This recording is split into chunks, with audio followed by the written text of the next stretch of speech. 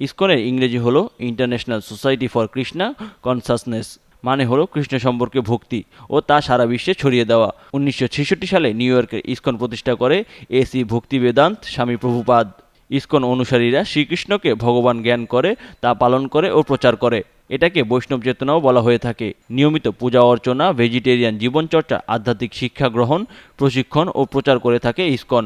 তারা ভগবদ গীতা শিক্ষা প্রচার করে এবং তারা বলে যে তারা অসহিংস পথে ইসকনের মাধ্যমে বৈষ্ণব আদর্শ প্রচার করে থাকে। ভারতের পশ্চিমবঙ্গের মায়াপুরীতে ইসকনের প্রধান কেন্দ্র। গোটা দুনিয়াতে ইসকনের 1 কোটি অনুসারী আছে বলে জানা যায়। রাজধানী ঢাকায় স্বামীবাগে ইসকনের কেন্দ্র আছে।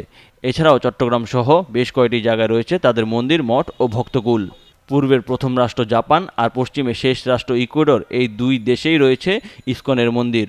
পৃথিবীর 100টির বেশি দেশ, 850টি মঠ, মন্দির, চিকিৎসা কেন্দ্র, স্কুল, খাবার, hotel, pharmaceutical, consumer beauty product, কৃষি, খামার সহ নানা জায়গায় ইসকনের ব্যবসা আছে। মানুষের অনুদান, সরকারি অর্থ সব মিলিয়ে কয়েক বিলিয়ন ডলারের সমমূল্যের সম্পদ আছে গোটা দুনিয়া জুড়ে। আবার সম্পদের বাইরে ভক্তগোষ্ঠী আছে যারা নিয়মিত ইসকনে দান করে। অস্ট্রেলিয়া, ইউকে ও ইউএসএতে আছে তাদের কার্যক্রম। সারা দুনিয়াতে তারা সংঘবদ্ধ হয়ে চলে। ফান্ডিংগুলো তারা মিলেমিশে ব্যয় করে। সম্প্রতি আমার দেশ পত্রিকার সম্পাদক মাহমুদুর রহমান বলেছেন, ইসকন সাম্প্রদায়িক ও জঙ্গি গোষ্ঠী। ইসকন ভারতের পারপাস সার্ভ করছেন। ইসকন ভারতীয় গোয়েন্দা সংস্থার এজেন্ট হয়ে কাজ করছে বাংলাদেশে। ভারতের টানা 3 মেয়াদে ক্ষমতায় উগ্র হিন্দুত্ববাদী দল বিজেপি।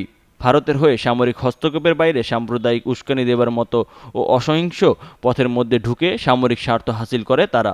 মাহমুদুর রহমান হয়তো প্রমাণ দেখাতে পারবে না, তবে সম্প্রতি ইসকনের কর্মসূচি ও ভারতীয় গোয়েন্দা সংস্থার মিশনের সাথে মিলে যাচ্ছে। তবে শুধু ধর্মের ভিত্তিতে কোনো জনগোষ্ঠীকে বিবেচনা করা মধ্যযুগীয় ধারণা। যে যেই ধর্ম পালন করুক না কেন, জন্মভূমি আমাদের বাংলাদেশ।